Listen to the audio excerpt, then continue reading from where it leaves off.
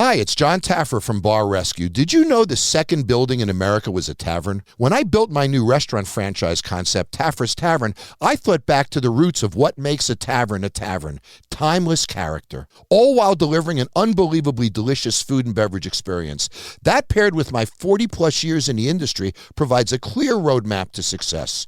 Do you have what it takes to be a Taffer's Tavern franchisee? If so, I'd love to hear from you. Visit franchise.tafferstavern.com. Homemade chili is a quick and tasty family meal with Meyer brand. Start with a 28-ounce can of Meyer crushed tomatoes, a can of black beans, and a pouch of our authentic chili seasoning mix. Combine and simmer for about 20 minutes. Top with Meyer shredded sharp cheddar cheese and a dollop of cool and tangy all-natural sour cream. Then serve with crisp Meyer Select Saltines. Discover big taste and bigger savings when you make it a family chili night with Meyer brand. This podcast is a member of the Voices of Wrestling Podcasting Network. Visit voicesofwrestling.com to hear the rest of our great podcasts, as well as show reviews, columns, opinions, and updates across the world of wrestling.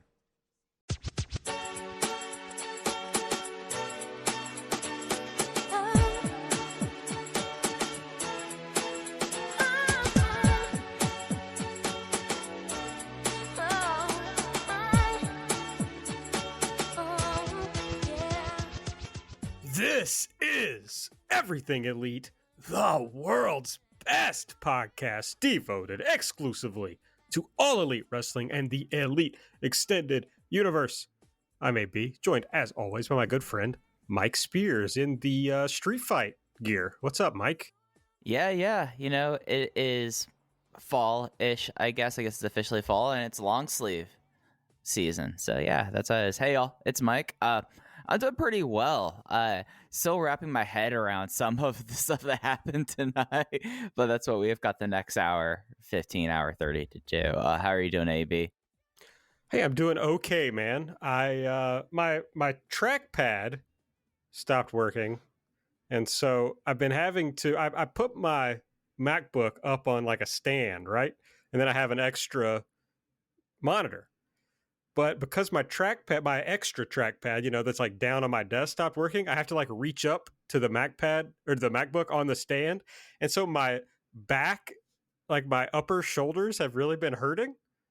But I did some neck and shoulder yoga before Dynamite started, and I'm feeling much better.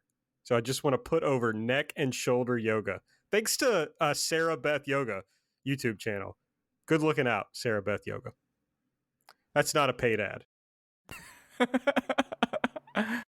That's just a recommendation from me to our listeners. Also joined by Nate, a.k.a. Epitasis. What's up, Nate? What do you think about Sarah Beth Yoga? Nothing in particular. I don't know that I've ever watched any yoga on YouTube. I could probably use some exercises for my neck and back because I got a little crick in my neck. But I'm really disturbed by this notion that I guess you bought a second separate trackpad. Yeah. To use on your computer. Well, actually, what happened is Sarah has what's the desktop, like an iMac, I think is what the desktop Mac is called. And so it comes with a separate trackpad and keyboard because there's not one on the desktop, So I just took those and used them with mine in my office because it hurt my back and shoulders to like type up and use the trackpad on my Mac. What does she use? She doesn't use the fucking thing at all. We bought this like $2,000 iMac and it just like sits in this room where I do podcasts. Okay, so that's funny. You should buy a fucking mouse. Until she's like, Aaron, I needed to find a picture that I uploaded to that computer 8 years ago. Could you plug the trackpad and keyboard in? Sure, got it. That's very could this guy be more married? He's talking about his wife's purchases. All those crazy wife purchases she never uses. Well, she had a laptop. I get so annoyed before. about them sitting in my breakfast nook. She had a laptop before and it crapped out as laptops do. And it was time to buy something new. And, she rightly said, I got a cell phone. I don't really need a laptop just for like around the house. She doesn't work off of it or whatever. But instead of that meaning she didn't need something else, she decided that meant she needed the big iMac that I stare at as I do this podcast. But you don't use that either. It's just sitting there. No, it does nothing. So this is all personally annoying to me, I would say. Your whole Apple situation over there offends me as a computer user. That's all. I'm sorry. I'm not sorry, but That's okay. I'm in the. I guess it's not okay then.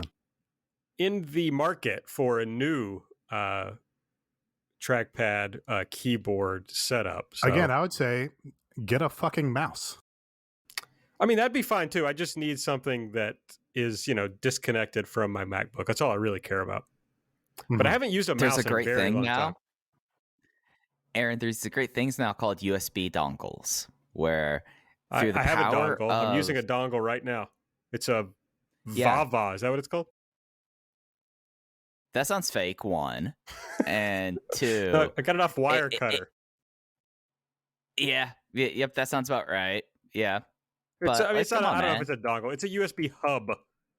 That's not a dongle. That's I don't know what a fucking dongle is. It's a little thing you plug into your computer that your wireless mouse talks to. That's right. It's Vava. I was right about that, just for the record. Nate, now I'm personally annoyed. Yeah, thank you. Please join me in my annoyance.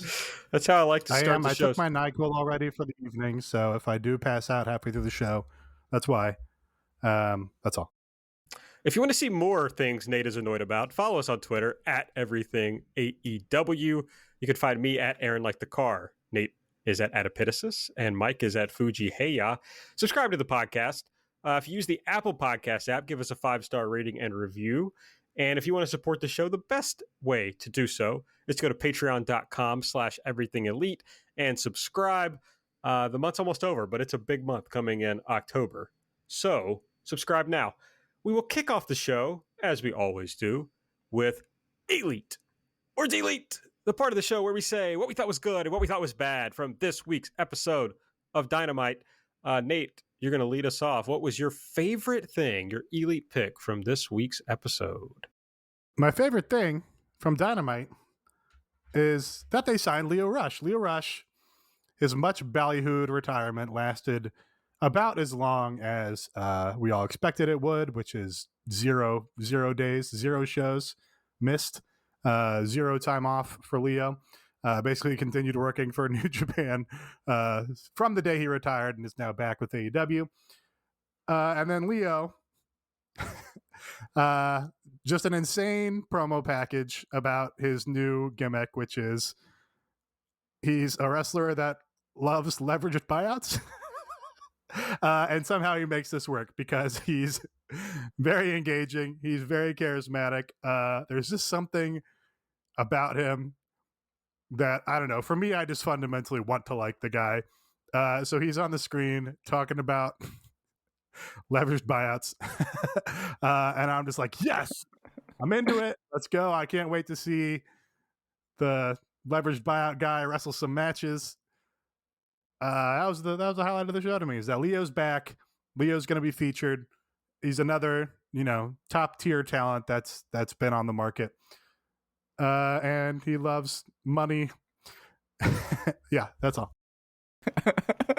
It's like the perfect Lio promo, if you're someone like me and is an aficionado of Orange You Glad You asked us a question, this is just perfect.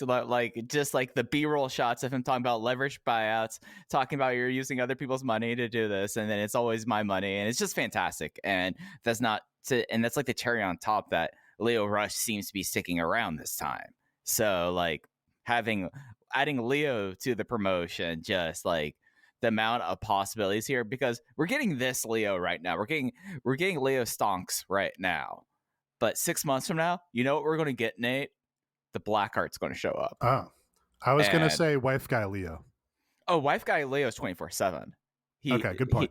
He never stopped being a wife guy, but I can't wait until that happens. I hope they reenact like beat for beat the GCW homecoming storyline that he was the shadow behind Yoshihiko, and then it had just unnecessarily long half-hour match as the Blackheart with Joey Janela. So I hope they do that beat for beat here, and it's Lio Rush and AEW. That's a win no matter how you look at it. Honestly, I think if they try really hard, they can put the Lio wife guy and the Lio leverage buyouts guy together, and Lio can be mad about purchases his wife made because they stopped him from doing a leverage buyout. What do you guys think? It seems a little bit like this is informed by your own experience, which that's great, best right? art. What you know. Yeah, it feels inevitable to me at some point that he's going to do Jake Hager and try and get his wife involved in an angle somehow, and I feel like the promotion will be richer for it for sure. Yeah, the Catalina method has to be involved. Guys, are we talking about the uncrowned Miss America, Catalina Hager? We are almost always. I did.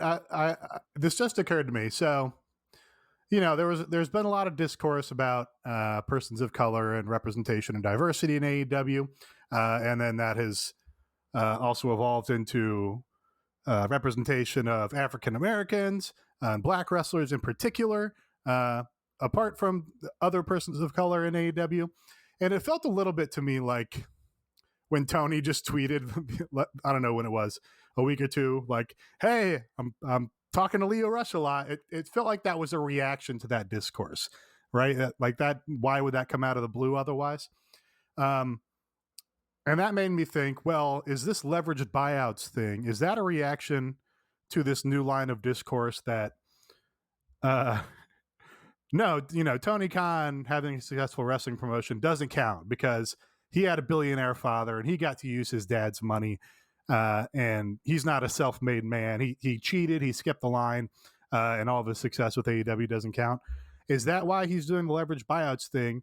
Because really, who likes leverage buyouts more than Vince McMahon, who basically bought the WWE from his father, using the WWE as collateral and using the profits from the WWE to pay back his father for the promotion? So I'm wondering if that's a comment. As a guy who is currently reading Death of the Territories, I have to think that you might be onto something here, Nate. I mean, we were into this heavy, the E-drone side of the discourse about how Vince was a self-made man. But yeah, he literally just it's like, hey, what if I pay you all $1 million, but I'll pay it later? And the way I'll do that is by, buying time. I mean, the literal time buy. People talked about AEW being a time buy. WWF was literally a time buy for decades. Yeah, and going into places that pre-existed, like Aaron, this is like one of those things where, like, when I've gone off about like people looking at the WWE monopolization as a good thing in the wrestling industry. Like, they were going into like markets and buying the TV hours, like by doing the time buy at rates that were 3x, 4x what the local territory was. Like, it was predatory in every sense of the word. Yeah, here's a little bit analogy that this is half baked because I just thought of it. But if you imagine like the territories as kind of a self-regulated industry where like the NWA and these other promotions have split up the country into different territories where all these different promotions can have successful businesses and products.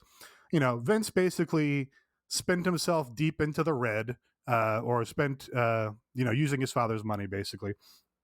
Did those time buys to effectively deregulate the market by pushing all those territories out of the business, and that enabled him to become the national monopoly, at which point, he can recoup all that money that he spent in the red. So it's really, not a dissimilar thing as like Uber, where it's like, hey, we're going to disrupt, by which I mean destroy, this existing industry in the name of this new quote unquote advance, and in the process take this regulated market and turn it into a deregulated one, so then we'll have a monopoly over the market, and then we won't have any regulations to hold us back and make us do the basic humane thing for employees, things like that. So that's an idea.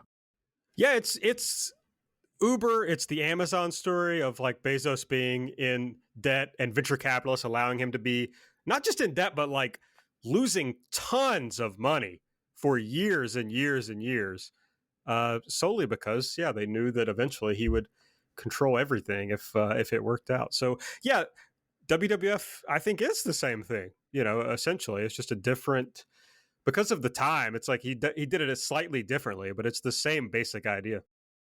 So does this mean leveraged buyout Lio is going to be a heel now? I don't know. I mean, Lio is so lovable that I think it's hard to make him a heel, honestly. I mean, I don't know if he can perform one. He has the performance skills to play one. Sure. But he's like a perfect babyface. I mean, he's got all the great moves. He's very fun. I mean, this could just be a me thing, but I mean, I was giggling about this video for at least 2.5 minutes into the ad break. I mean, it made me so joyful. Mm-hmm. But yeah, he could be. I mean, it is a classic wrestling thing also to have a character on your TV who is making fun of the guy who owns the other company. So I'm fine with that. All right, Mike, what's your pick for Elite this week? Well, we're talking about being getting into a break off of a promo, and Arn Anderson hid from the wrestling world for about like 45 to 50 years that he was from Georgia and he wasn't from Minnesota. He wasn't related to Gene or Ole Anderson. But boy, did the Georgia come out tonight with the promo he had with Cody. And it just was one of those things that you're just like, oh, he's talking about pulling out a gun at someone in real life. Okay, Arn, you're doing this on national TV. It just was like a wild moment, and like with the overall window changing with Cody now. Like I know last week I was like it could be a blip or it could be a trend. Now we know it's a trend, and they're playing into it. And Arn Anderson being like, "All right, I'm no longer your head coach because you don't have the guts to pull the gun out on someone," was just insane. And it's something that kind of stuck with me, and it will stick with me for months thinking about this promo.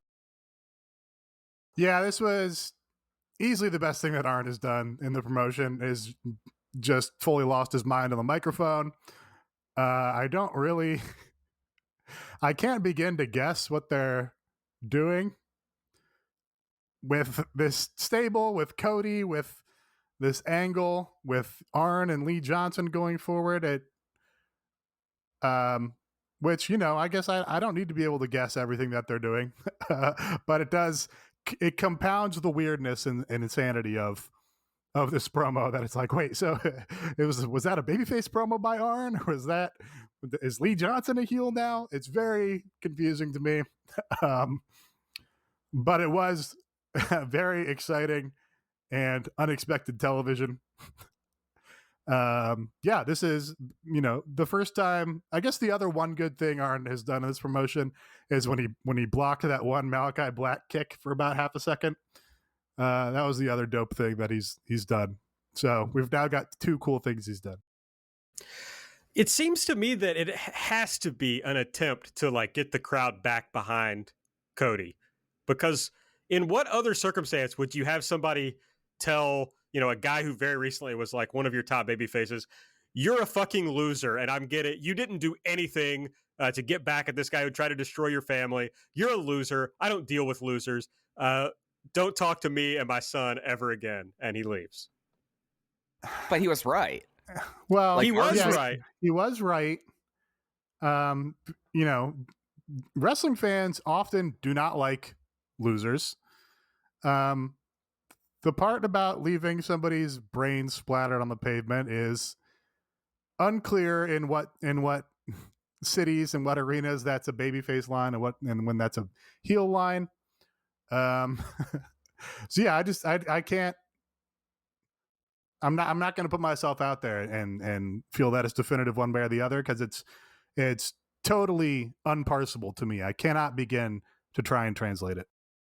Yeah, I think this is something that it's really a week-to-week thing. Like we've seen, like it seems like trying to lean into the skid and readjust, or is it going to be like just, I guess Cody is inspired by Arn Anderson telling a story about pulling a Glock on someone who was trying to take his car, and now he is going to be a badass. But I don't know how that's going to get the crowd back invested in Cody, because, like Aaron, as you said last week, like Cody's role has been supplanted by the original, and then it's just where do you go from there with him? And it just seems like unless like this leads into like a heel turn, which like I feel like there's a lot of real estate there for him to go down. I don't know like how you could turn this into like turning him back into like the mega phase. Like it's going to be really interesting to see how this kind of comes off. And I feel like it's one of those things that after it all comes back, then we're like, all right, when do they stop leaning to the skid? Or is it something that as soon as things were going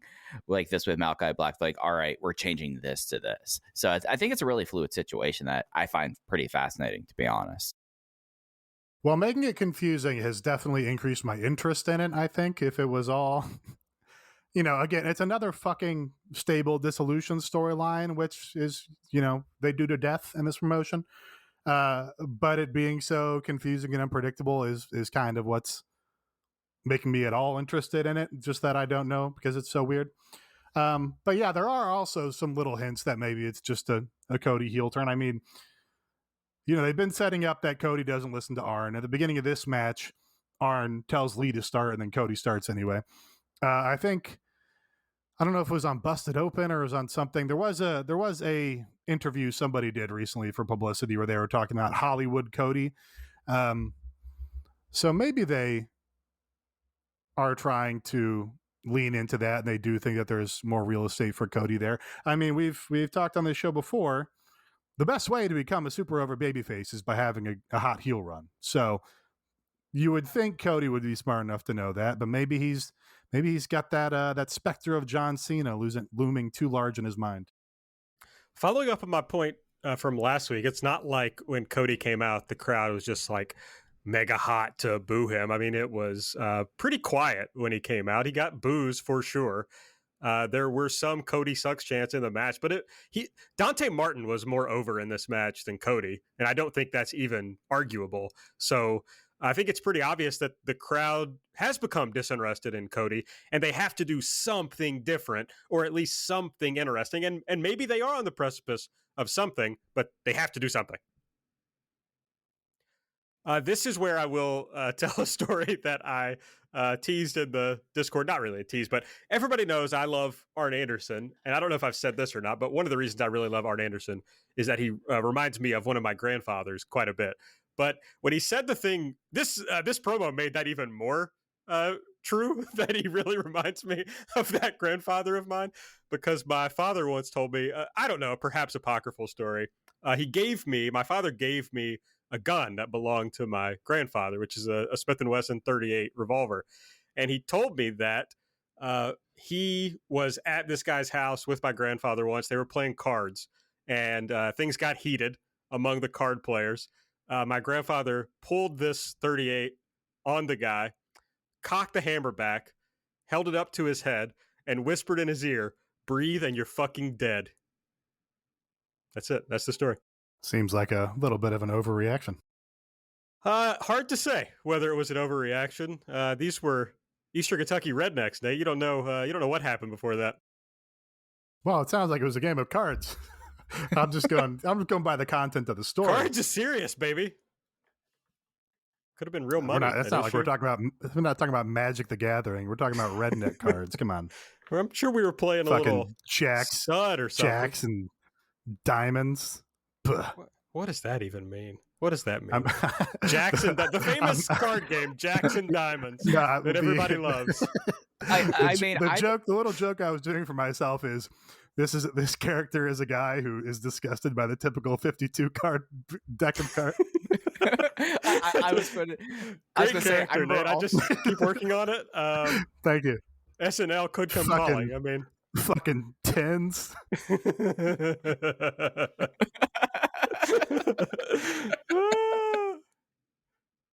That's a good character. I like it. Thank you. I like it. I think that makes it my turn to choose an elite pick. I'm going to go with an easy one and just pick the 16-man tag, the Brodie Lee Memorial match. It was not only great action and a lot of fun, but it had the satisfying conclusion of the Dark Order dissension story. We got Amanda Huber in on the action, Ty J out there, -1. I mean, it had everything you wanted in this match. So an easy Elite pick. I did not like this very much. What?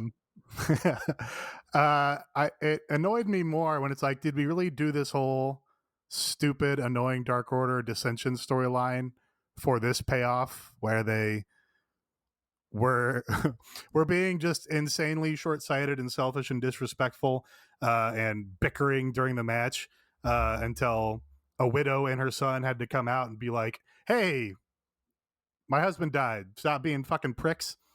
Yeah, that was kind of stupid to me. Sorry. I thought that, like, as soon as this match got announced, and as soon as, like, everything was very clear about the tone of the show was going to be about Brodie, that was like, okay, they've been building to this. Like, it makes sense that this is the payoff here. It's something that, like, the match itself, like, there's a reason there's not a lot of 8-on-8 tag matches, and like, just it was something that, like, the big emotional moments hit there, and it was a lot of fun. But when I saw like 8 versus 8, my mind immediately went like, okay, this is why. And CMLL or other companies do Cyberneticos. They don't tell everyone to get up on the apron at the same time. This is a reason why, like, you have to like pare down things like this. But it's something where one, it was awesome. Like John Silver's like biggest, like, I don't even know what you call his ringside like obstacle course that he does. Like how would you describe like his spot there where he just goes just hog wild on everyone who is outside. He just clobbers people and then jumps back in the ring and is Johnny Hungy. Like him having an 8-person version of that cracked me up. Yeah, I thought it rocked. Hard for me to understand not thinking it rocked, honestly. Yeah, just the payoff was not worth how long it took to get here. And, you know, fundamentally, that's what the match showed about the characters is, oh no, these guys cannot put aside their differences for fucking 2 minutes in this match.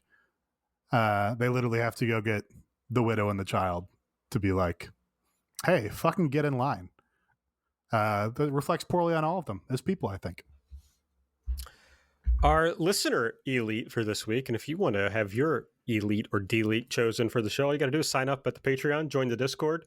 We got a little channel where we do elite or delete throughout the show. This week we have Suit Williams making his first appearance on the show as the listener elite. And Suit says, Sammy using the Tornado DDT en route to winning the title. I'm sure we were going to talk about this match at some point, so we might as well do it now. Yeah, I thought that was a tidy little way to put this match together with both the Tornado DDT and using the exposed turnbuckles that Miro used in the Eddie Kingston match. They tried to do a lot in those two little moments to account for the fact that they've kind of fast forwarded to the Sammy title win here, I think. But yeah, that was some good continuity. You know, Miro gets his comeuppance for the turnbuckle thing, and then, as was established with his Fuego program, Fuego the master of the Tornado DDT, and Fuego cracked the code that Miro has his weakness in his neck and head or whatever, so Sammy uses that to great effect, and then does like 3 other finishers to get the win. So yeah, I thought that was a very nice element of this match.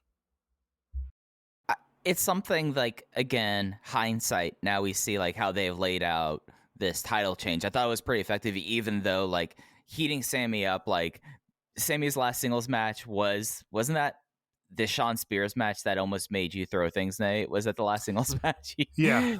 Yeah, where Sean Spears kicked out of the 630. Miro didn't, but Sean Spears.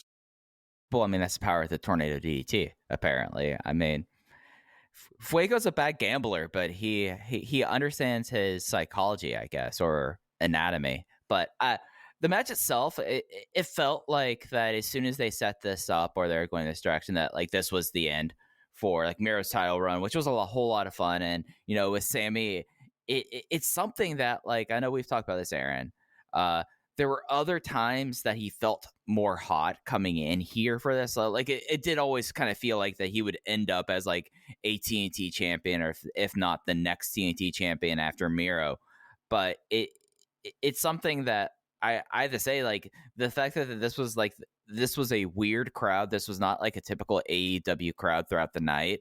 And they weren't as into the match starting off, but they really got into all the ridiculous moves Sammy did kind of towards the end and getting into the title change. That I felt like that, given the way the crowd was, I thought that was a pretty big accomplishment. And it's going to be interesting what's going to happen with Miro now, because Miro was like built up like so heavily in this one direction. And it's kind of like the situation that MJF and Darby were in before they started their storyline tonight. It'll be interesting to see, like, what do you do with Miro after he loses the title before you have like a big feud for him now. And I think they've had two heel champions for a while, so they kind of needed to have a face champion, and this is the one that I guess makes the most sense. And it looks like that Sammy already has a first challenger, I guess. Like, it seems like that I mean, it was a part of a promo that like Bobby Fish made a tweet, and then AEW retweeted it, and I guess Sammy was talking about during the commercial break of Road to the Top. So that's happening, I guess. Anytime you can sign a guy who dropped F slurs on New Japan and then hung out with Drake Wirtz at QAnon movies, you fucking got to. I mean, who's also 83 years old. I mean, what is there to, what could be bad about bringing this guy into your company? Yeah, that's that's Fuck a can't off, miss Bobby prospect. Fish. I fucking hate Bobby Fish. I hope he dies. God damn it, I hate Bobby Fish. He does stink. This is a big black mark on Adam Cole, who for sure got him this spot, right? Oh, yeah. I mean, there's a lot of people that have worked with Bobby Fish in this promotion. Like, I don't think we can just clearly say it's just Adam Cole's fault. Well, I did. Yeah, I mean, it is, you hope it is a TNT, has kind of a open challenge thing associated with that title, with Cody doing it. And then, Miro did the Fuego match, went back to Eddie from the open challenge era. So maybe that's a one-off thing. He should join the pantheon with fucking Warhorse of guys who came in for a one-off and were never seen again. There are people that would say that Bobby Fish is the better worker in Red Dragon, which is just one of the most insane takes I've ever heard in wrestling. I would ignore those people if I were you, Nate, or anyone else. Personally. Fuck. Now I'm just in a bad mood. I want to get notice that. That put me in the Bobby Fish thing put me in a very bad mood. What I wanted to say though about the Miro Sammy match was, I agree. We talked about it this morning, Mike, that Sammy, it didn't really feel like it was time for Sammy to win.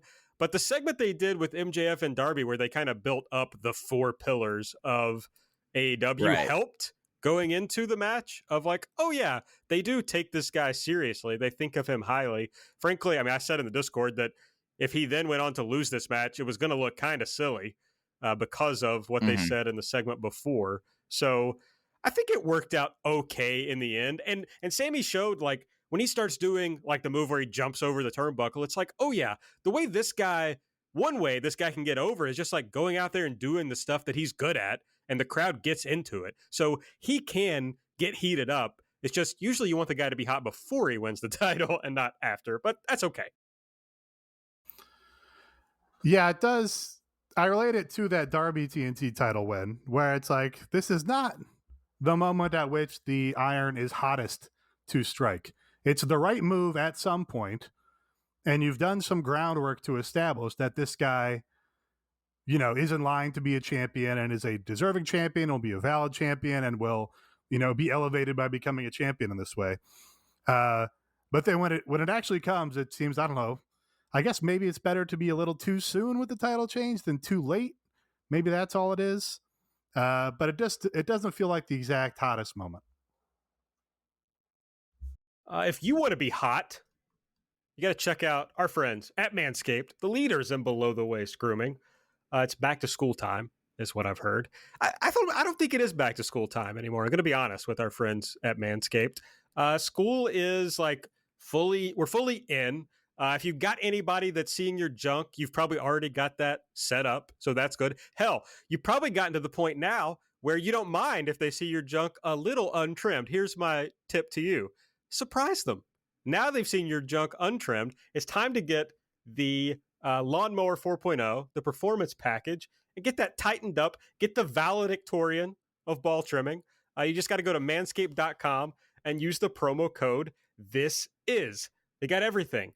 The Lawnmower 4.0 trimmer, the Weed Whacker. You know, if you just started seeing someone new, you don't want them to find out that you actually have awful ear and nose hair, you know, so you got to keep that in check. That's for sure. And you want to keep your stuff smelling good. That's why they have the Crop Preserver Ball Deodorant. Mike and I were just talking earlier today about our love for the Crop Preserver Ball Deodorant. So you got to get it. The Reviver Toner. Okay, let's say you forgot your Crop Preserver Ball Deodorant. Or maybe you used it, you know, but it's just been a while. But it's time. Somebody's going to have their nose somewhere near your junk. The Reviver Toner clears all that up. Easy to use. Comes in a pretty small little bottle. You can fit it in your fanny pack if you carry a fanny pack. Even if you got the little slides with the fanny pack on it, it'll probably fit in there. It's pretty small. So you got that. That's in the Performance Package 4.0. And then you can also get the Shed Bag and the Boxer Briefs in the Performance Package 4.0. Highly recommended. One is a comfy front pack for your balls. The other is a backpack for your goods. That's what our friends at Manscaped say. So make sure to get 20% off plus free shipping with the code THISIS at manscaped.com. That's 20% off plus free shipping with the code THISIS at manscaped.com. This year, graduate with a degree in clean balls from Manscaped. All right, time to talk about what we didn't like. Not a lot that I thought was like actively bad on this show. Everything was pretty good. Nate, what was something that you didn't like that you want to delete? So I did this more or less same delete, I think, 2 weeks ago. They did this goofy segment. Speaking of balls, they did a big goofy segment where Bryan Danielson comes out and says, Kenny Omega, your name is No Balls now. Really, you know, very illustrative. Bryan Danielson, regarded and canonically in this promo, regarded and canonically in this promotion, one of the most intelligent men in wrestling, if not the most intelligent man in wrestling, which again is easy when your next closest competition is Mark Briscoe. But just very tickled by Kenny Omega, No Balls. Issues this challenge to any member of the Elite while all the Elite are in the ring. Since Kenny won't wrestle him, he'll wrestle any of the other guys. And then, you know, the Elite Hunter comes down, they go to fight in the ring, and they clear out. And then just a total wet fart of an ending to this segment again. Kenny, like, walks up the ramp, and Nick Jackson's beside him, and Bryan Danielson's in the ring like, hey, don't you want to fight? And then, I don't know, we go to ad break or something. And then, like 40 minutes later, they're like, hey, Bryan Danielson versus Nick Jackson on Friday in a graphic.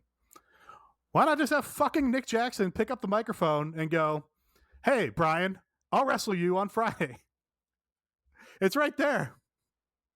This felt like a personal insult to me. This felt like it was motivated out of animus for me personally. That they couldn't give Nick Jackson the dignity to accept the challenge and, you know, get a big pop from the crowd who's going to see that match and, you know, is going to be excited to watch that happen. No, they have to instead wait for 40 minutes when, you know, 35% of your audience is tuned out because you put Adam Cole's match on first. So you've lost, you know, a third of your audience by the time you just say, hey, here's a graphic, Bryan Danielson versus Nick Jackson. That's annoying to me. I mean, you can't betray the Chugs Nation that way, you know. I mean, you put Adam Cole on first. He's the Chugs Nation. Who knows if they're going to stick around with that. It's something that I do really like, the fact that before the main event, they will always say, like, this is what's happening next show. this is what's happening next Dynamite. But you should have the ability to really show like agency, and like everyone knows it, like everyone's role here is like, all right, you want to fight? Nick Jackson could easily say, I'm going to make this match now, even though we know Tony Khan makes the matches. But he can say, like, as an executive vice president, this match is happening. I'll see you on Friday. Like, that's all it took there. And he was like, and as this match was made earlier tonight, you can still have that in the graphic there. And I mean, I'm happy about the ending point of getting the Atomicos of like the Babyface Army versus the Elite next week. It's something that I guess with like Danielson and like in his promos, like this really felt kind of like, oh, he's really gone back to like the well of how he kind of did promos before WWE in a way. And other than like adding in the phrase of, oh, everyone will chant this, so let's go with this. And Kenny No Balls was trending for a bit, so you know it had its intended effect. But yeah, no, Nick Jackson just said like, all right, we'll do this on Friday. That does actually make me more annoyed about it, because you're right. The reason they don't do that is because they want to protect Tony Khan as a matchmaker and say, no, Nick Jackson cannot make a match. Bryan Danielson cannot make a match. It has to go through Tony. So it's entirely just protecting Tony Khan as the matchmaker, that they can't just give you him fucking accepting the challenge, giving the crowd a big pop, setting up the match in the angle naturally, instead of making you wait 45 minutes for a graphic. Nate, you said something else that just made me more mad, which is, you know, if you want to sign a homophobe who is a chud, why not just sign the fucking Briscoes, who are also old as fuck? Why not bring the Briscoes in? I mean, that's the same thing, except they're better, except they're good wrestlers. Would much rather see the Briscoes than Bobby Fish. Yeah, they have like actual fucking character and like are charismatic and interesting to watch. Well, hold on. He's got a weird mustache. Don't be unfair. That's character. Okay. Well, then bring in fucking Jack Gallagher and fucking Aiden English, the Drama King. There we go. Well, let's go with Drama King Matt. Let's not go with Jack Gallagher. Well, look, I know I'm talking canceled people, but you know, just making my point about mustaches. Hey, if you want to bring in a mustache guy, just bring in Darius Lockhart, who was great on Dark this week. How about that? He's got a mustache. Very true. And it's cool. Oh yeah, that was stupid. Also, Nick Jackson versus Bryan Danielson is a cool ass match. So like, yeah, just let people be happy about it. Yeah, Tony apparently is like, Tony seems to be putting out the word. He wants more people to know that he's the only one who books this show. Well, he is very. Hear that? Is that America cheering or a sausage patty sizzling to perfection? It's time to cheer for Egg McMuffin and fresh cracked eggs at McDonald's. It's time to wake up to the aroma of freshly baked biscuits and treat yourself to a real honest-to-goodness morning meal. Breakfast, it's on at McDonald's. Now enjoy a large iced coffee for just $2. Add a breakfast sandwich to make a meal. Prices and participation may vary. Cannot be combined with any other offer or combo meal. Yes, but he has been doing that for a long time. Yes. I mean, since I've not been to a Dynamite, Aaron, you might be able to answer this. It did the Wrestling Observer Best Weekly Show banner make it to Cincinnati? Like, are they traveling with that thing? Did you keep an eye out for that? Listeners, I need to know if this banner still is being traveled around. Just at me, please. I need to know, because I don't think Aaron's going to tell me he saw it. I did not keep an eye out for it. It must have been local sports rivalry banter. It must have been all those University of Cincinnati banners, you know, all the championships they've won that were making it hard for me to see if there were any other banners. I mean, you have to have space for the keg of nails. Tony saw that they're putting up murals of his father at the U of I campus, so he's like, I need to start getting word out that I'm the sole creative force on this promotion, so I get my mural. I want to see, okay, Shad Khan unquestionably has a lot more money than Vince McMahon, right? So, yes, if AEW really wants to get serious and challenge WWE on their home turf, they should go to USA and or Fox and offer a time buy, pay money to get WWE taken off of television and AEW put on their channel. I mean, you could probably get NXT lifted pretty quickly right now with what they've been doing. Well, I have to say, I think Jerry McDevitt, probably a better attorney than whoever was negotiating the TV deals for TNA back in the day. He probably has negotiated exclusivity as far as being wrestling content on those stations when they've made the TV deals. Whereas, of course, TNA was on one channel and they're like, we're going to add Ring of Honor now, too.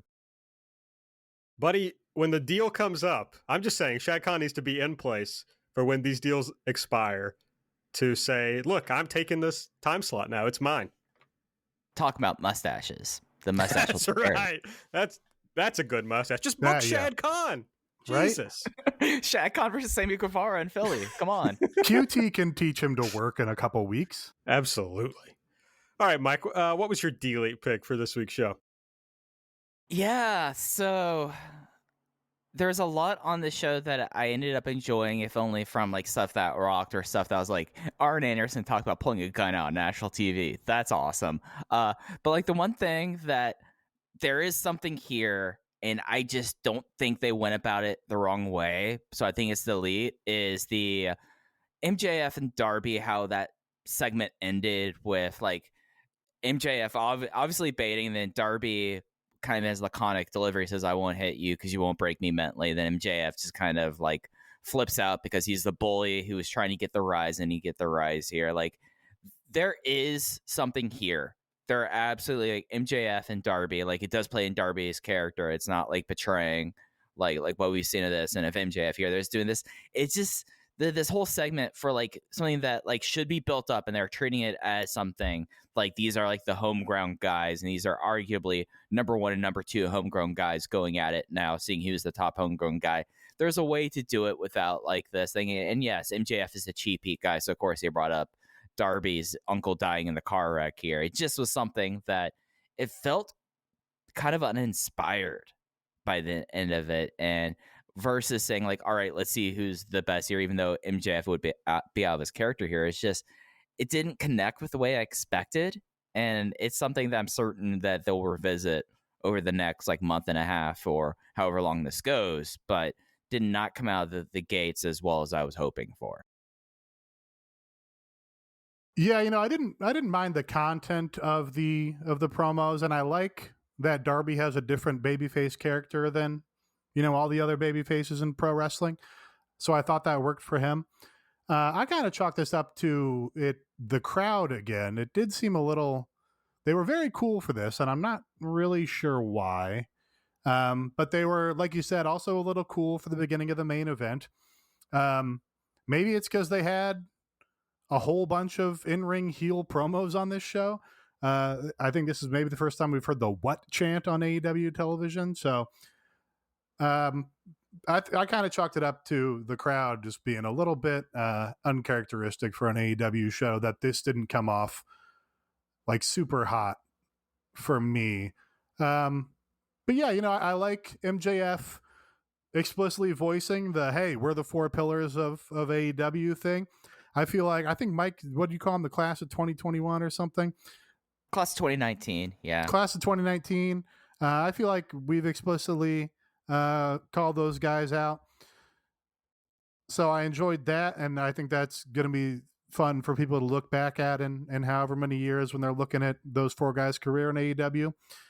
And yeah, I think this, it also, CM Punk, the show suffered a little bit, I think, from CM Punk overshadowing things, or this crowd being so, I don't know, old WWE watchers or something, that they wanted to do what chant, so they wanted to chant for CM Punk. And I think both those things kind of hurt this segment a little bit. I agree the crowd wasn't cool, or was cool for it. But to me, the easiest explanation is just that it wasn't a very good segment, that MJF wasn't very good in the segment. I don't know, like people were hot for the thing with Brian Pillman in Cincinnati, but maybe that was the Cincinnati thing playing in and helping that. I think it's what Mike said, that it just felt like MJF playing MJF instead of like more of a sincere use of that character. I just didn't think it really hit in a good way, but we'll see. the fucking crowd is going to get into MJF versus Darby. There's no doubt they're going to be into that. I'm just not sure this was the perfect way to go about it. My delete, this is one of those problems where you decide on this early in the show and then things kind of go sideways a little, but I'm just going to stick with it because that's who I am. I think the presence of CM Punk on commentary highlighted something, Nate, that you talked about on World Tour this week, which is that the commentary for AEW has basically become talking about moves and doing quips. And there's really nothing else that happens on commentary. CM Punk comes out there and largely is trying to give some motivation for what's happening on screen. He's trying to give you some story and interject something into it. He definitely had some missteps on this show. There's no doubt about that. But him being like a solid B or B plus really showed how bad the rest of the commentary has become on AEW. Yeah, I thought that was especially bad on Rampage this last week, where it's plugs for future upcoming matches on the same show, plugs for matches on future shows, all of which are great. It's great to have a pro wrestling company that has their cards booked out in advance and promotes them. And then, plugs for merch and plug for the 5 different books that are being sold by people. And then moves, which is great. It's great that Excalibur knows the names of moves. And JR has to react to that every time. And then, it's a lot of quips. Or it's a lot of pat lines. And CM Punk, I think, is really pretty strong in commentary. He does also have pat lines, but they all have pat lines. But even then, it's like, well, his are fresh. We haven't heard them a dozen times over the last couple of years. But yeah, there's nobody there providing like insight into the story of the match, the mechanics of the moves, the psychology of the match, the long-term story for all the guys. Honestly, who has done that best in this promotion was Veda Scott, who was in for one tournament and never again.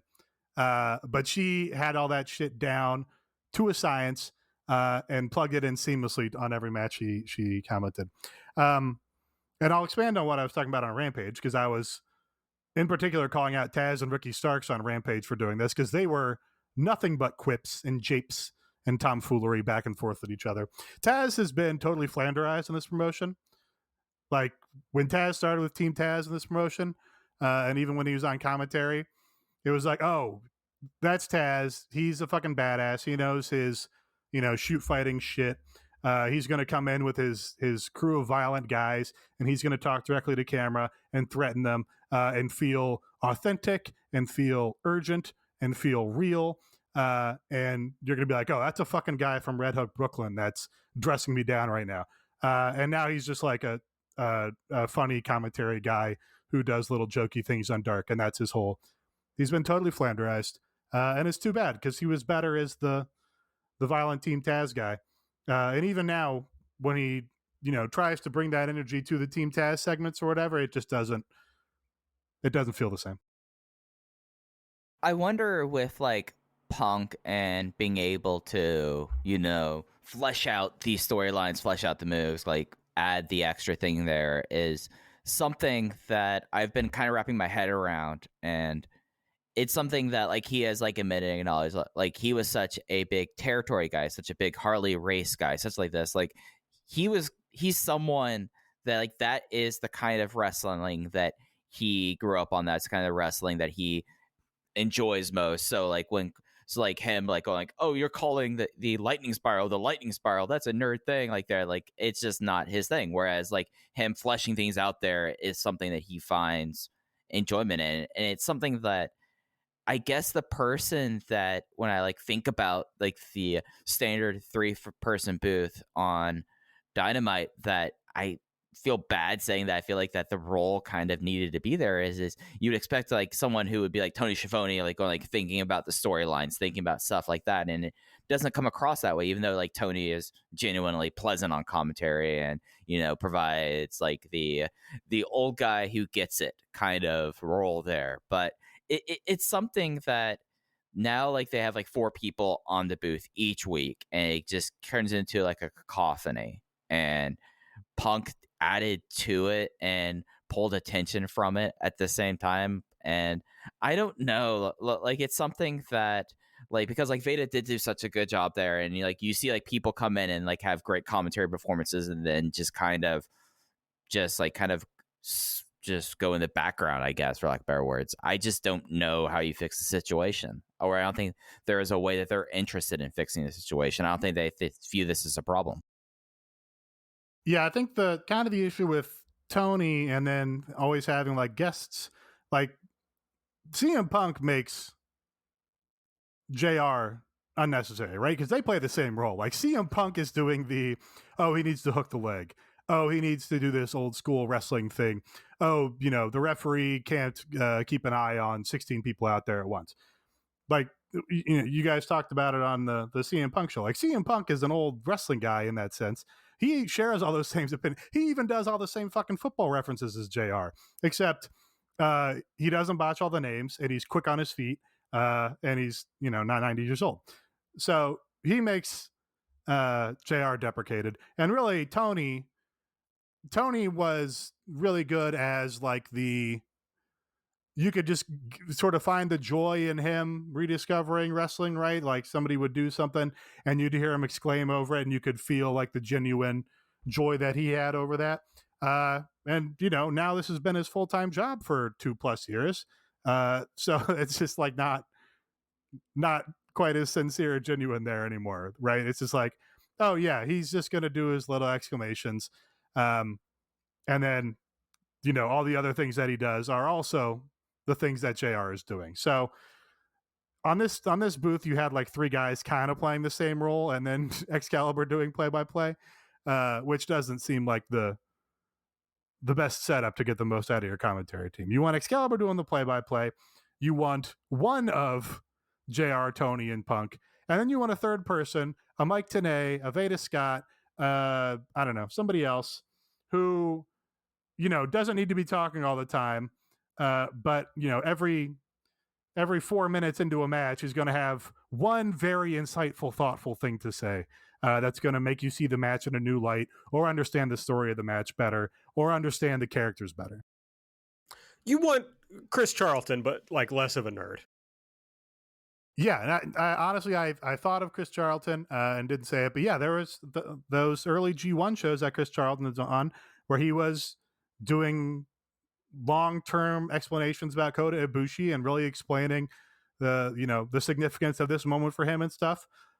Is exactly what you want. And again, he doesn't have to be talking throughout the entire match. It's just like, hey, I'm going to plug in here and I'm going to change the whole complexion of this match by giving you something deeper to sort of latch on to. Tony's value to me is at this point is literally just talking shit about Adam Cole. That does make me laugh when he says something negative about Adam Cole, because that's like an actual there's like a tie-in to a story there, right? That makes sense and is interesting. I do like that his character is consistent in that regard. But yeah, it's also like, if Tony's not on commentary, now when Tony's in the ring doing his interviews, now when Tony's on the ramp doing his interviews, now it feels more special. It's not the guy you're listening to for the entire fucking show. I agree. And, Tony, if he weren't here, he would be back at the University of Georgia doing college football, which you can bet on with our friends at MyBookie. You just use the promo code ELITE over there. They've got $500,000 in contest prize money up for grabs on NFL games. It's winning season at MyBookie. You just go to mybookie.ag. You choose from a variety of boosts and free bets, and you get in on the fan favorite $100,000 super contest. This is the one I was talking about. You pick 5 games against the spread each week. You win, you get a point. Each point gets you closer to the grand prize. Those boosts and free bets are no joke. I know I got in on would anyone bleed on the UFC show this weekend, and it cashed pretty quickly. So that was a nice win. Yeah, no, it's the things that they do with like these group bets that just like it instantly provides like a little bit of spice for something like UFC they don't really care. And like I remember us talking about the last time that there was a 0-0 tie in the NFL, and it's an easy way to hop on board. And it's not just, football going on right now. Of course, the League of Legends World Championship is about to be coming up, Aaron. And for me, like that's the real. That's when I'm on my bookie.ag. Really have to go through the group stages, got to pick up my insteps, get some parlays together, like this. And you're able to bet on basically any sort of sporting competition on my bookie. I want to see what they have for entertainment. Oh, it's Grammy Awards odds. I'm not good at that kind of stuff. But Mike, I'll just tell you that last week I had a 1 unit on Lando Norris to win the Russian Grand Prix. Oh, buddy. He was on pole. I thought, there's not usually a lot of overtakes on this course. The Mercedes has had a hard time passing the McLaren. I was just kind of, gaming this out in my mind. And there was, 2 cars between Lewis and the McLaren, Lando and the McLaren. And if you didn't watch the race, folks, Lando, by all rights, should have won the race, but the rain came down. He didn't switch to wet tires, and he just drove straight off the track. It really a heart-rending kind of thing with Lando. Kind of like the adopted son of like a lot of the newer F1 fans, because of just genuinely just he's very. I don't know how to describe Lando Norris's character other than he's kind of puckish. He's kind of a puckish figure, and that just gives me straight flashbacks, Aaron, to Sakir last year with us. I know. So, I'm sorry. I also lost money on. We have to stop betting on these long shot F1 races. We do. But that's the thing. We'll probably keep doing it over at mybookie.ag. We're going to use the promo code ELITE because you instantly receive double your deposit. That's double your money to double your winnings with your first ever deposit using promo code ELITE. Bet anything, anytime, anywhere with MyBookie. All right, let's run down the rest of the card. Amazingly, we haven't talked really about the match that opened the show, Adam Cole versus Jungle Boy. Cole won with the boom after a nut shot. I mean, I'm probably, of the three of us, probably the most cynical about Adam Cole. And this was probably Adam Cole's match that I've enjoyed the most of any match of his I've ever seen. Yeah, it was pretty good. This felt like kind of exactly what I would expect from Adam Cole here in this moment. I was a little bit struck. I felt like watching this, I was like, oh, Adam Cole's doing some stuff in the first movement of this match that would make it a little more interesting than maybe if Jungle Boy were just laying this out with somebody less experienced. And then I came away at the end like, Jungle Boy's offense looks notably better than Adam Cole's, I thought. But yeah, crowd got super into it. They did big kickouts. Adam Cole did a big shocked face when he kicked out of the Panama Sunrise or whatever. I got super fucking over. Adam Cole, huge star.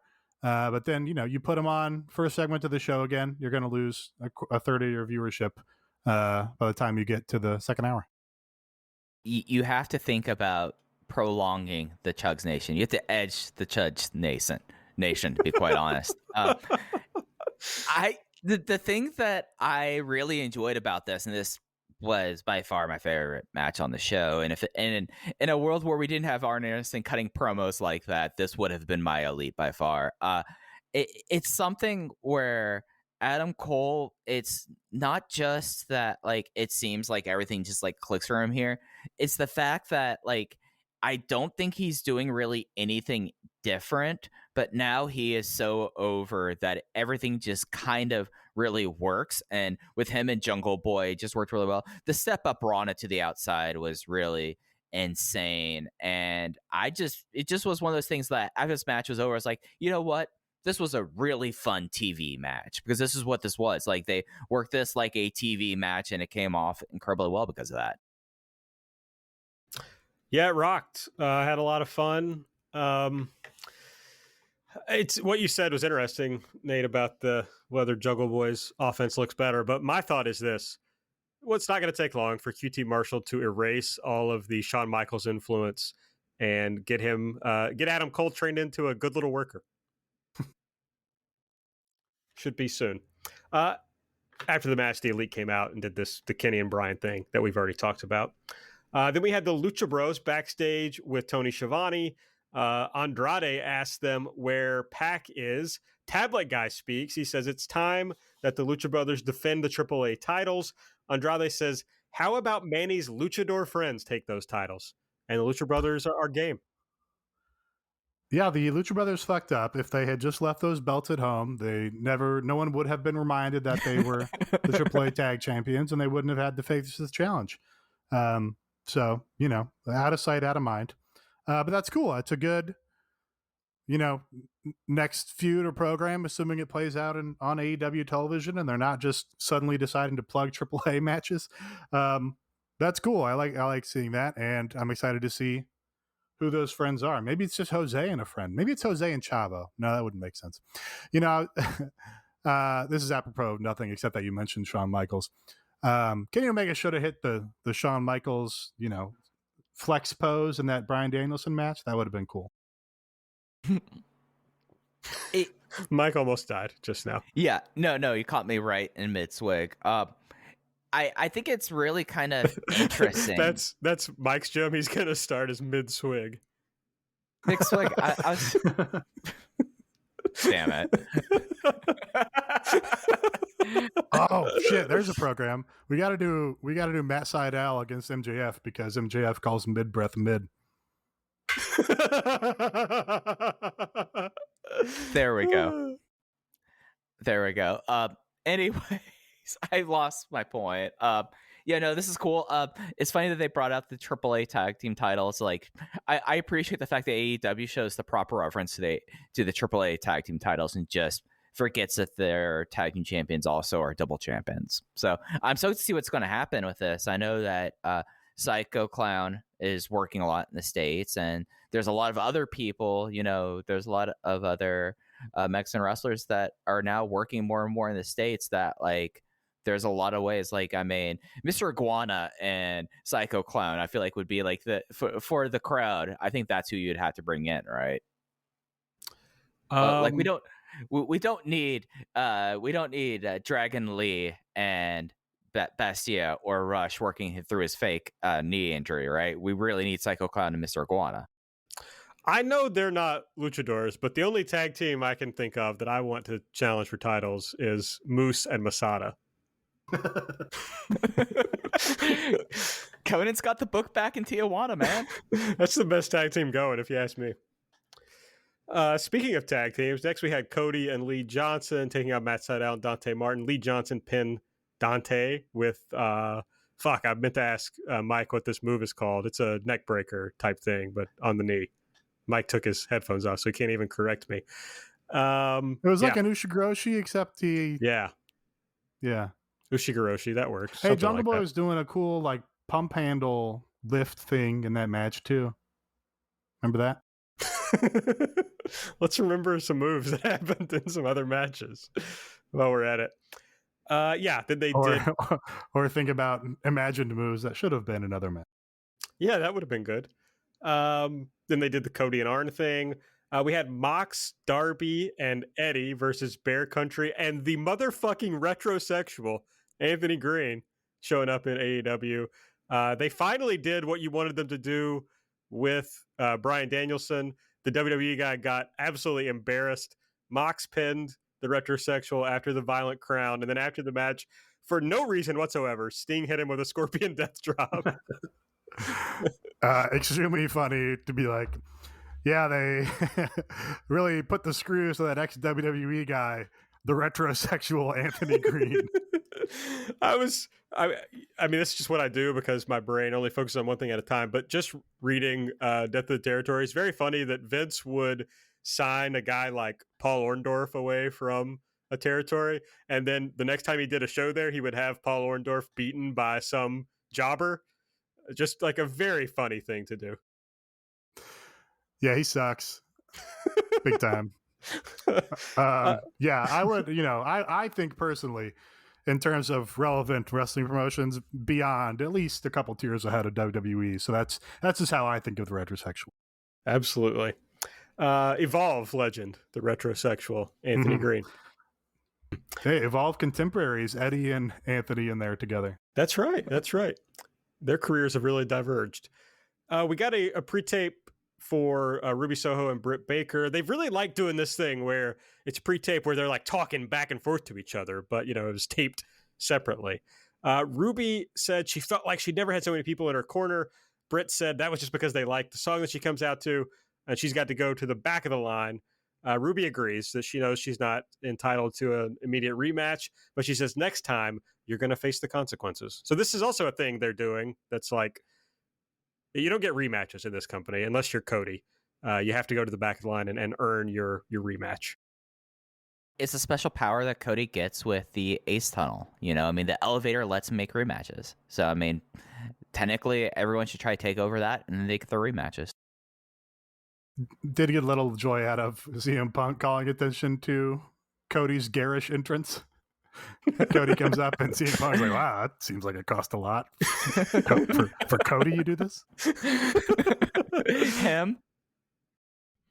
HFO came out. Matt Hardy says... I imagine, was that Jason Bateman voice, Mike? Yes, I was doing that voice. Thank you for acknowledging that. Matt Hardy says a year and a half ago he was supposed to debut here in Rochester, but that was deleted because this place didn't deserve him. He gets interrupted by Orange Cassidy's music, and that went into the 16-man tag that we talked about. John Silver won by pinning Jorijo after approximately 1 million finishers, and then they did the Dark Order reconciliation angle. We got the Lio Rush Money Tistic pre-tape. Oh my God. No. Oh, you said it. Now we can finally get that Bryan Danielson versus Lio Rush dream match that Danielson tweeted about 5 years or whatever.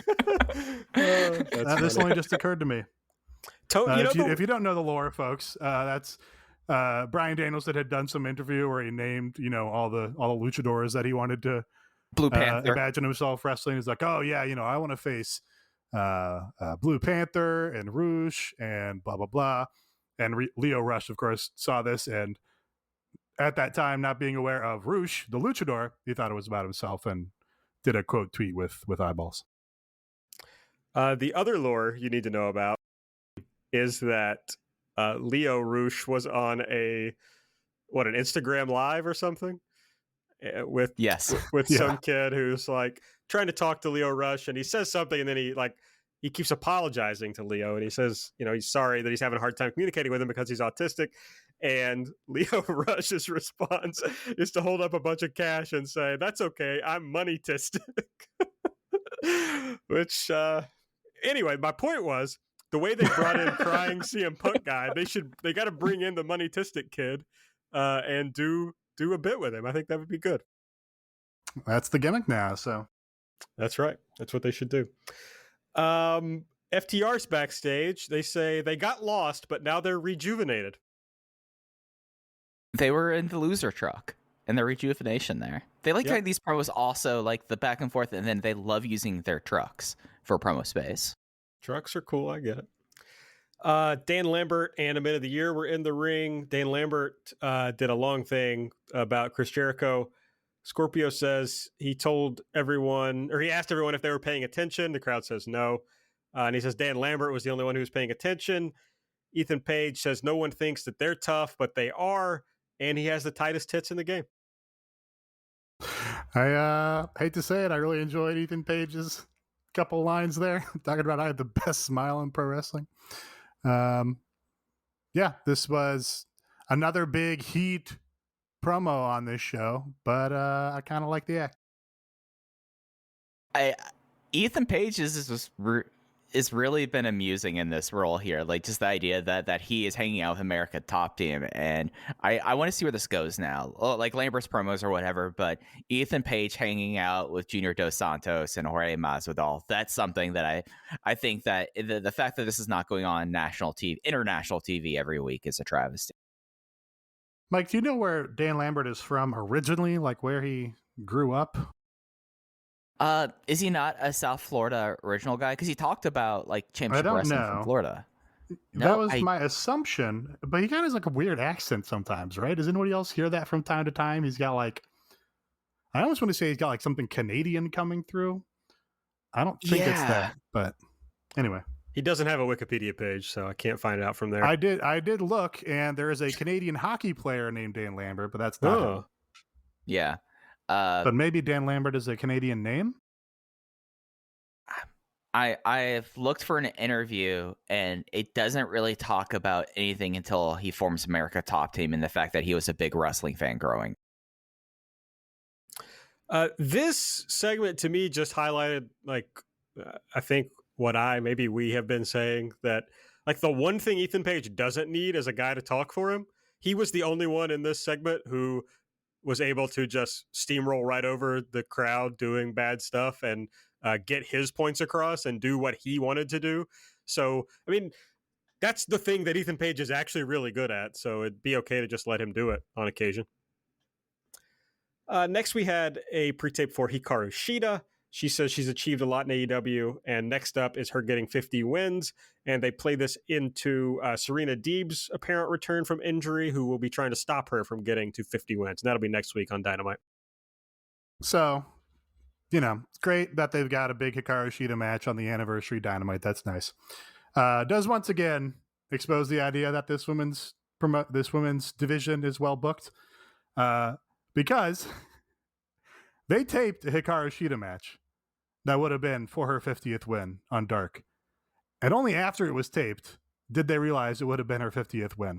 So they cut it from Dark and added it as a Dynamite storyline. So this would not have existed. This story would not have existed. This match would not have existed, except that probably some Twitter account pointed out that she just got her 50th win.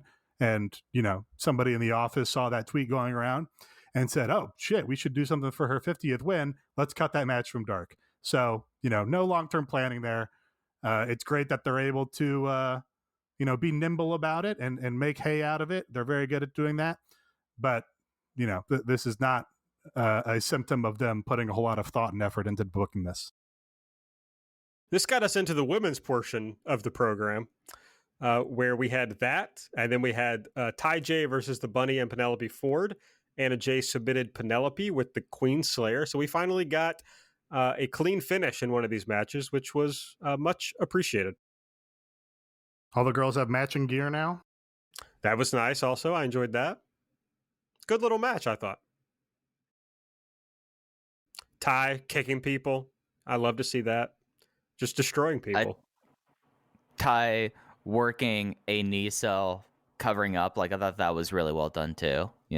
I bid on it. I thought this was a lot of fun. It'll be interesting to see now, like, since they're not confirming what the secondary women's title is, but now, like, we see, like, it's not just that Ty J had own gear. Like, they had a new song, they had an entrance video for it, and I couldn't tell, but it felt like that the Bunny and Penelope Ford did as well. And then after that, we finished the third women's segment in a row with a pre-tape for this story they have ongoing with Jade Cargill, Thunder Rosa, and Nyla Rose. And we learned that, I think we learned in this segment, we learned at some point that these three are going to have a match on Rampage this Friday. So, it's hard for me to complain about 3 women's segments on the show, but it still feels like, man, let's throw all this together. Maybe people will take it and not complain. First Cracker Barrel clash in a while. That's true. They should use the Cracker Barrel for this, for sure. I mean, where is the Cracker Barrel right now? Like, that's the question I have. Oh, wait. I wonder if Shad has a warehouse, like the WWE prop warehouse, if there's one in Bailey's place. Wait, we have 3 women of color in this match. They should destroy the Cracker Barrel at the start of the match. No? Bucks. Okay, great. The That'll be on glass Rampage. cracker barrel. Right. Then we have the MJF and Darby. The glass cracker barrel. I don't know if that came across. Did everybody hear that? Yes, I did. Yes, we did. Got it. Should I take it again? Yeah, one more time. Okay. The glass cracker barrel of oppression. We lost our video, folks, so we're flying blind here. Fun blind. The MJF and Darby segment happened. We had a Miro Sammy pre-tape to build up to that match, and then Sammy is your new TNT champion with the 6:30, and I think we covered all that. So that was Dynamite for this week. If you want to support our show, the best way to do so is to go to patreon.com/everythingelite. It's got it all. We cover everything that AEW does, either on this show or on the Patreon. So if you're a big AEW fan, it's the best place to get the most AEW coverage. And we got 3 tiers. Go on the site, check them out. You'll get the sense for what those are all about. But our main shows are Light on Wednesday, previewing Dynamite, breaking down Dark and Elevation. Nate doing the BTE quick hits. We do on the weekends World Tour, which is a Rampage review show. We do bonus shows. We had an all-out retrospective and preview. We had an all-out instant reaction. We will be doing This Is Bryan Danielson, should be coming. We're planning to record it this weekend, so it should be out early next week. And there's a possibility for some Rose to the Top content from one Michael Spears. Yeah, I kind of have been pot committed to this kind of stuff after the Go Big show. So I don't know how to do content about a trashy reality show, but there'll be something. I don't know if it'll be an ongoing thing, but it does. If there is something about AEW, we cover it. So I'm going to cover Road to the Top in some fashion. So I've been trying to stay unspoiled during this, but apparently the one thing I know is the Cody promo is the crux of the first episode. So that's going to be wild. And Nate, I don't know if you listened to Light this morning, but I'm already planning for the 5th anniversary of FIP Everything Burns 2017. We got to do content for it. It's coming up in January. I did listen. I did go back and find the iconic quote about a elephant manure factory in South Africa that was visited last week by the manager who tried to make Anthony Henry put his girlfriend up as a stipulation in a match. So I am eagerly anticipating someone once again diving into and fully explicating out that promo line. Excellent. I can't wait. If you join the Discord, it's a lot of fun. We're over at patreon.com/everythingelite.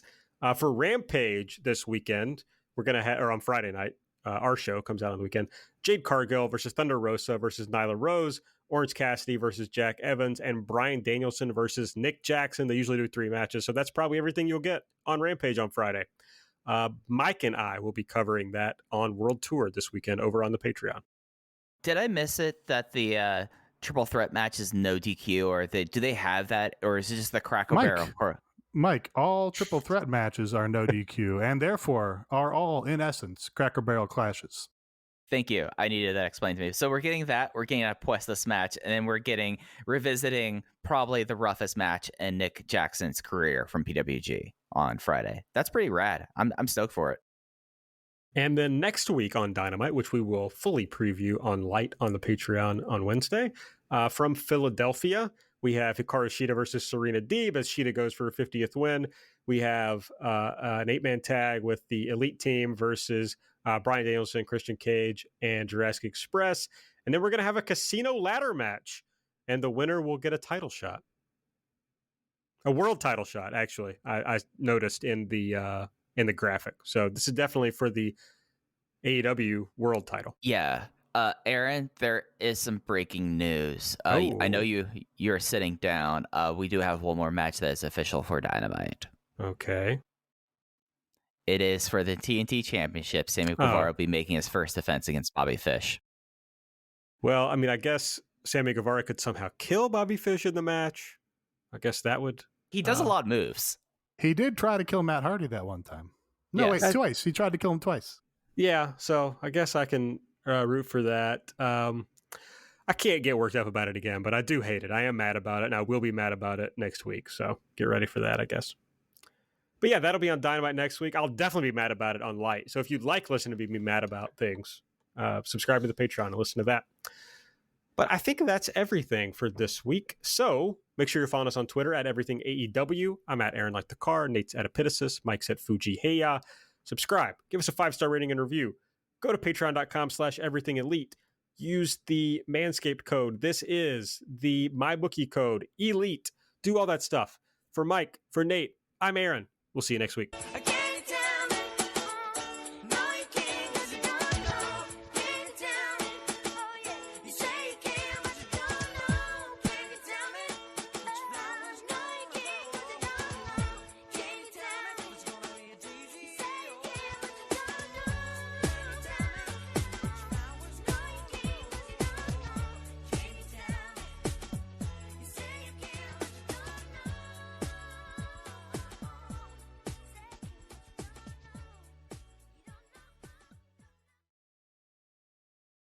Susan, it's so great to finally be able to get together again. Oh, it sure is. And I really appreciate you picking up the bill. I'm happy to. I've got the extra cash. Since we've all been driving so much more again, I've been using Get Upside, the free gas app that pays you cash back for every gallon of gas you buy. Wait a minute. Are you saying you actually get paid cash when you buy gas with the Get Upside app? Yes, up to 25 cents a gallon, cash back every time I buy gas. Does that actually add up to anything? Some months I make $200 to $300. Wow, that's serious extra cash. I'm downloading the free Get Upside app now. Download the free Get Upside app now in the App Store or Google Play to save up to 25 cents a gallon when you buy gas. Use promo code PHIL for a 25 cents a gallon bonus on your first tank. That's up to 50 cents a gallon on your next fill-up. You can cash out anytime to PayPal or an e-gift card for Amazon and other brands. Just download the free Get Upside app and use promo code PHIL for a 25 cents a gallon bonus on your first tank. That's code PHIL.